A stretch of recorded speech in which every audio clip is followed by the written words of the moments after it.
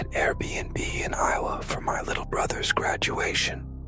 He didn't know I was coming, so we decided to surprise him with a party at the rental house.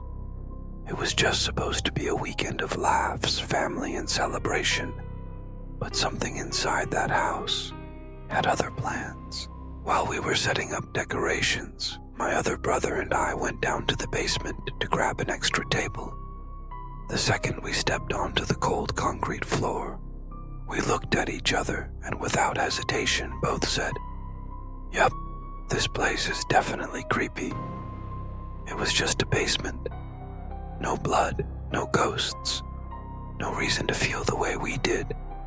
But the longer we stayed down there, the heavier the air became. It felt like something was watching from the shadows, waiting. We grabbed the table, joked nervously, and got out fast. Later that evening, my girlfriend decided to run a load of laundry. The washer was, of course, down in the basement. And of course, she didn't want to go alone. Neither did I, honestly. I walked her down, stood by the machine, and waited while she loaded it up. The basement felt different this time. Heavier, still, like something was holding its breath. We rushed upstairs. I shut the basement door and told myself it was all in my head. Hours passed. We were relaxing when the buzzer on the washing machine went off, but we never took the clothes out. Weird. So we headed back down again. She stopped at the top of the basement stairs and asked me to go first. As I reached the second step, the buzzer went off again, louder, sharper, closer. It echoed like a scream in a church. We both jumped. I grabbed the laundry and practically ran back up with her behind me. Still no explanation, just static tension in the air. Now here's the thing. This was an old house. To turn on the attic light, the room we were sleeping in, you had to flip a switch at the bottom of the stairs. So I did. But just as I reached the top of the stairs, I heard a noise. Clang, something metallic. I froze. It came again. Clang, clang, like someone slamming pots together. I thought maybe someone had broken in. I turned to head toward the kitchen, but the noise shifted to the ceiling. I looked up. The attic ceiling fan was spinning at full speed. The long mounting pole was slamming violently against the ceiling. No one had turned it on. We hadn't even used it once. I shut it off, heart racing, still trying to be rational.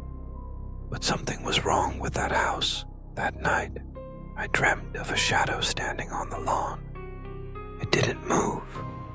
It didn't blink. Just stood there, staring back up at the window. When I woke, I felt exhausted, like something had drained me overnight. I made coffee in the kitchen, trying to shake the unease. Then, I found myself walking back toward the basement stairs. I don't know why. There was nothing down there. No sound. No sign of anything. But it felt like something had invited me. Like it wanted me to come back. We packed our bags, did one last check of the house. I stepped into the kitchen, looked around, and said, "All good. Let's go." And then, the laundry buzzer went off again. I looked at my girlfriend. She just shook her head and said, "Nope, we're done." As I grabbed our things and she started the car, we heard it. That fan upstairs, whirring violently, smacking the ceiling again. Whack, whack, whack. I didn't even close the door. I ran, and I didn't look back. Later, I messaged the Airbnb host. I told them the washer kept making noise, and the attic fan wouldn't turn off. They replied, "Thanks for staying with us."